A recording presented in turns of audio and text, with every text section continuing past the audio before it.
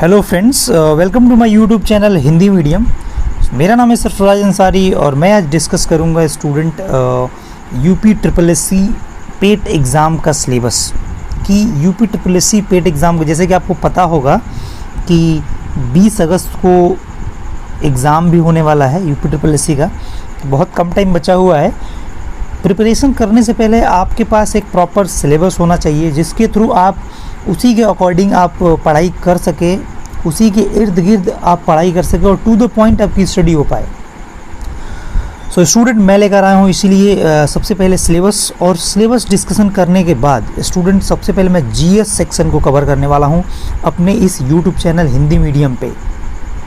एक चीज़ मैं बता देना चाहता हूँ आपको कि एक बार मैं आपको ओवरव्यू करा देना चाहता हूँ कि इस बेसिकली सिलेबस में पढ़ना क्या क्या, कितने यूनिट्स है। ठीक है, देखिए पहला है हमारा इंडियन हिस्ट्री यानी भारतीय इतिहास।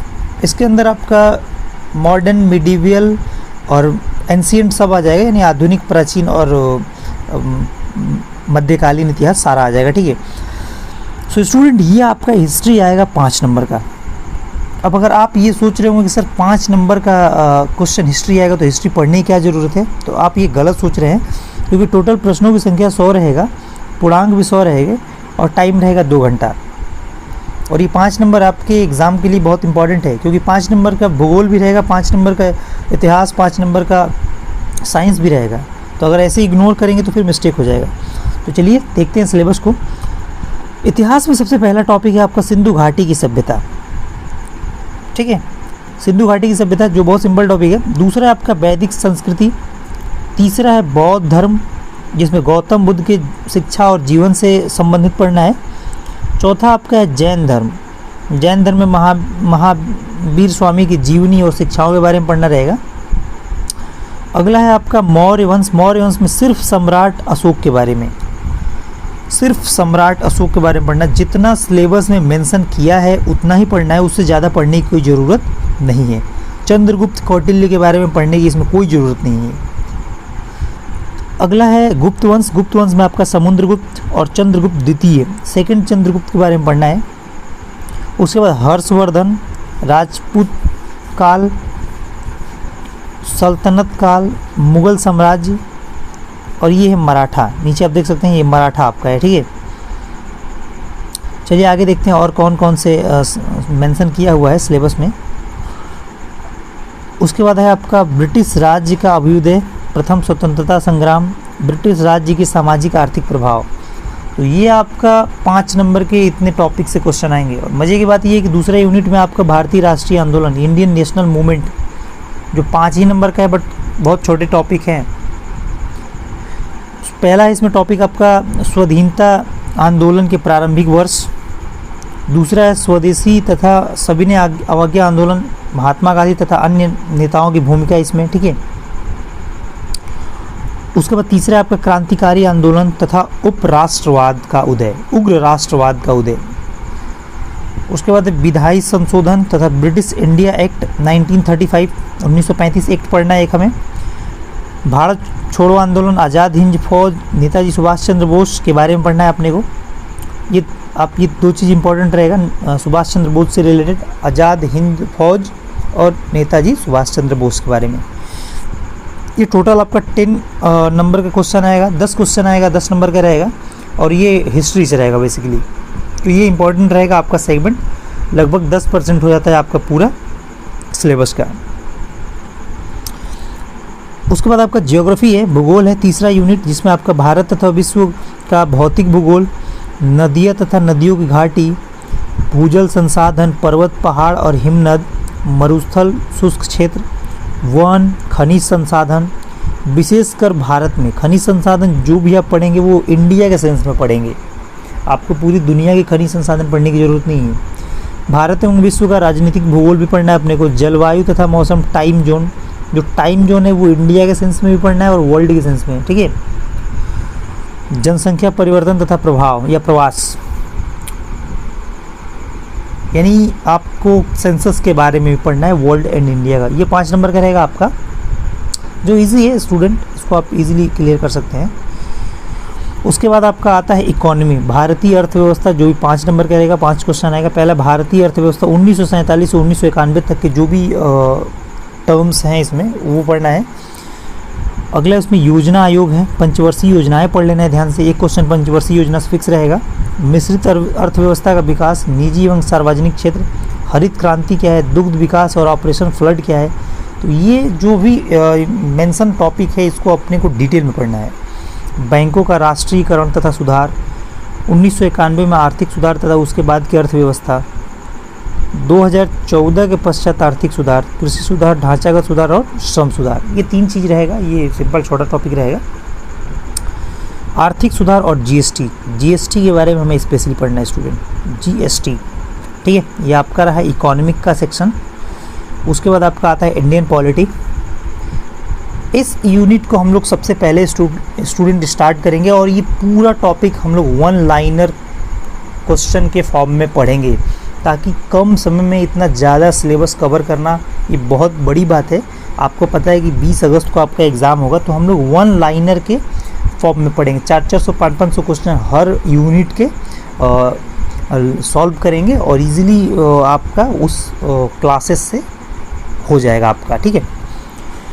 भारतीय संविधान तथा लोक प्रशासन में आपका है पहला, भारतीय संविधान की मुख्य विशेषताएं, राज्य के नीति निर्देशक तत्व, मौलिक अधिकार तथा कर्तव्य, संसदीय प्रणाली।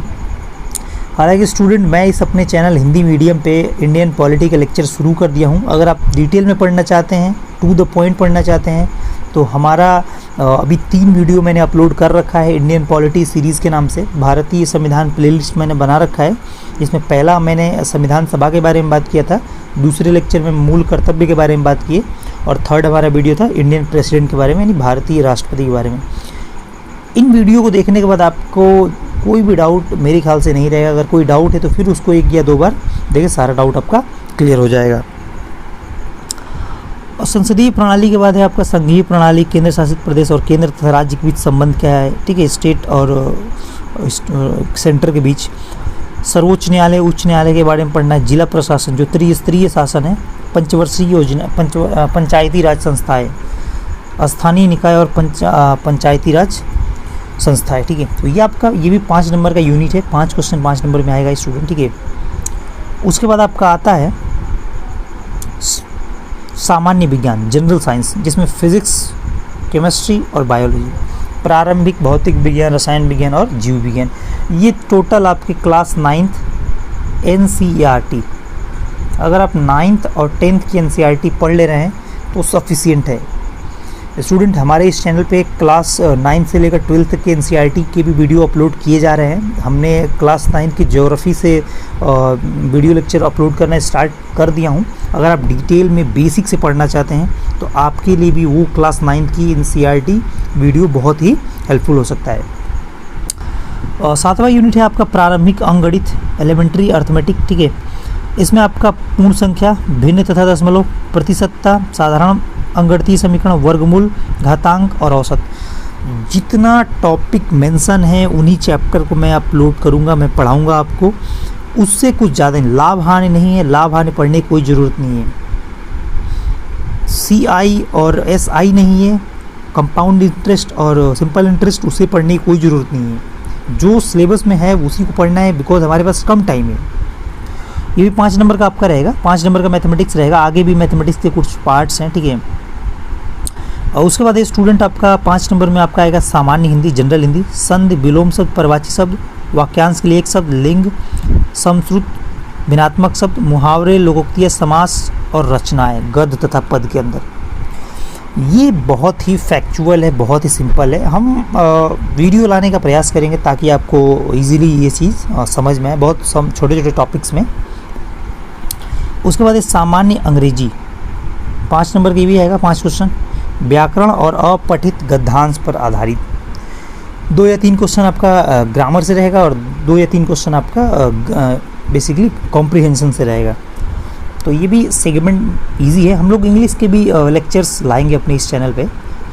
सो धीरे धीरे हम लोग पहले GS से स्टार्ट करेंगे स्टूडेंट। 10वां यूनिट है आपका तर्क शक्ति और लॉजिक रीजनिंग, जिसमें बृहत एवं लघु, क्रम एवं रैंकिंग, संबंध, समूह से भिन्न को अलग करना, कैलेंडर एवं घड़ी, कारण और प्रभाव, कोडिंग डिकोडिंग, संख्या तथा अक्षर के सेंस में, निगनात्मक तर्क, कथन विश्लेषण और निर्णय।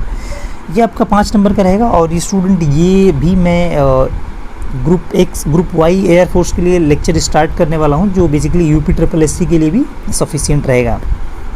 उसके बाद की यूनिट अगर देखा जाए तो आपका है 11 नंबर यूनिट है समसामयिकी, करंट अफेयर्स, भारत एवं वैश्विक, वर्ल्ड और इंडिया के सेंस में आपको जनरल अवेयरनेस यानी जनरल नॉलेज भी बेसिकली करंट अफेयर्स के बारे में पता होना चाहिए। करंट अफेयर्स की क्लासेस भी हम लोग मंथली कंपाइलेशन वीडियो लाएंगे, जिससे कि आपको रोज़ रोज़ करंट अफेयर्स देखने की ज़रूरत नहीं है। एक मंथ का करंट अफेयर्स एक वीडियो में 1 या 1.5 घंटे में आप पूरा क्लियर कर जाएंगे। सो ये 10 नंबर का रहेगा, ये सबसे इंपॉर्टेंट सेगमेंट रहेगा स्टूडेंट। उसके बाद आपका आता है सामान्य जागरूकता, जनरल अवेयरनेस। ये इसमें से आपको 50% ऑलरेडी अगर आप किसी भी कॉम्पिटिटिव एग्ज़ाम दे चुके हैं या प्रिपरेशन कर रहे हैं तो इसमें का 50% क्वेश्चन इजीली डील कर लेंगे। इसमें का मतलब इस सेक्शन का पहला है आपका भारत के पड़ोसी देश, बहुत सिंपल टॉपिक। देश की राजधानी और मुद्रा, बहुत सिंपल। देखिए देश की कहा है तो भारत की के अलावा दूसरे देश की भी देखना है।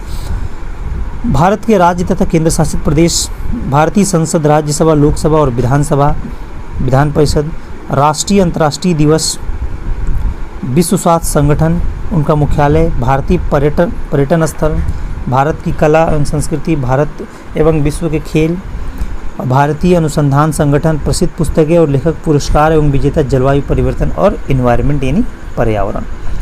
ये स्टूडेंट आपका 10 नंबर का रहेगा। ये भी अपने आप में एक बहुत इंपॉर्टेंट टॉपिक है, बिकॉज 10 नंबर का क्वेश्चन यानी 10 क्वेश्चन आएगा सामान्य जागरूकता यानी जनरल अवेयरनेस से। 13 अगर यूनिट की बात करें तो अपठित गद्यांश, विवेचन एवं विश्लेषण, 2 गद्यांश दिए जाएंगे 5-5 नंबर के, प्रत्येक 5 प्रश्न रहेगा, 10 नंबर का रहेगा। ये सेगमेंट जो 3 आप देख रहे हैं अभी, करंट अफेयर्स, जनरल अवेयरनेस और ये आपको टोटल पेपर का 30%। सो अगर ये मैक्सिमम परसेंटेज दे रहा है तो मैक्सिमम फोकस भी करना बनता है।